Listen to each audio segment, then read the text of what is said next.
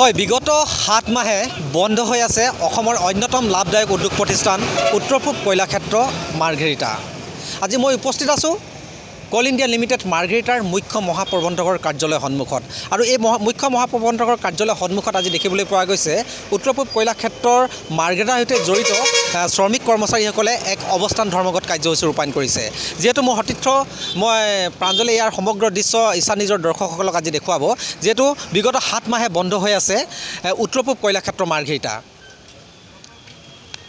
উত্তৰ পূব কয়লাক্ষেত্ৰ মাৰ্ঘেৰিটা বিগত 7 মাহে বন্ধ হৈ আছে আৰু যেহেতু আজি 7 মাহে বন্ধ থকাৰ পৰিপ্ৰেক্ষিতত আজি দেখিবলৈ পোৱা গৈছে উদ্যোগটোৰ সৈতে যি জড়িত শ্ৰমিক কৰ্মচাৰী উদ্যোগটোৰ সৈতে জড়িত শ্ৰমিক কৰ্মচাৰীসকলৰ পূৰ্বোত্তৰ খাদান মজদুৰ সংঘ তেওঁলোকে আজি পুৱাৰ ভাগত মাৰ্ঘেৰিটাৰ যি কোল ইণ্ডিয়া উত্তৰ পূব কয়লাক্ষেত্ৰ মাৰ্ঘেৰিটা কোল ইণ্ডিয়াৰ মুখ্য মহাপ্ৰবন্ধকৰ কাৰ্যালয়ৰ সন্মুখত তেওঁলোকে উদ্যোগটো পুনৰ মুকলিকৰণৰ দাবীত এক অৱস্থান ধৰ্মঘট কাৰ্যসূচী ৰূপায়ণ কৰা দেখা গৈছে।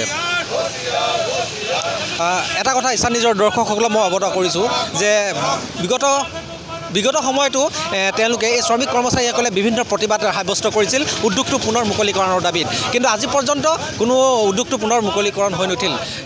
তাৰ পৰিপ্ৰেক্ষিতত আজি এনেধৰণে এনেধৰণে উদ্যোগটোৰ সৈতে জড়িত শ্ৰমিক কৰ্মচাৰীসকলে এক প্ৰতিবাদী কাৰ্যসূচী গ্ৰহণ কৰা দেখা গৈছে। মোৰ সতীৰ্থ প্ৰাঞ্জলে দেখুৱাব তেওঁলোকে হাতে হাতে বিভিন্ন প্লে কাৰ্ড লৈ ভাৰতীয় মজদুৰ সংঘত জিন্দাবাদ, উত্তৰ পূব কয়লাক্ষেত্ৰ পুনৰ মুকলি কৰক, শ্ৰমিক কৰ্মচাৰীৰ বদলি বন্ধ কৰক, আজি বিভিন্ন শ্লোগানে তেওঁলোকে আজি যি কাৰ্যালয়ৰ যি মুখ্য মূল প্ৰৱেশদ্বাৰ সন্মুখত তেওঁলোকে এক এনেধৰণে প্ৰতিবাদী কাৰ্যসূচী গ্ৰহণ কৰিছে। মই তেওঁলোকৰ পৰা জানিব বিচাৰিম।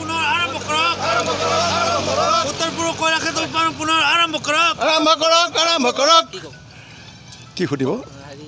আজিৰ কাৰ্যসূচীটো আপোনাৰ 3 ঘণ্টীয়া অৱস্থান ধৰ্মঘট কৰিছোঁ ভাৰতীয় মজদুৰ সংঘই।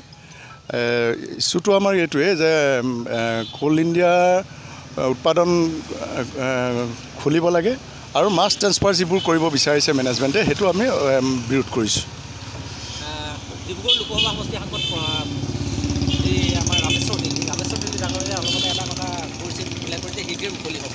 কেন্দ্ৰীয় বন মন্ত্ৰী যি প্ৰহ্লাদ যোশীৰ লগত এক আলোচনাত মিলিত হৈ তেওঁ আশ্বাস প্ৰদান কৰিছিল, কিন্তু দেখিবলৈ পোৱা গ'ল আজিলৈকে হয়।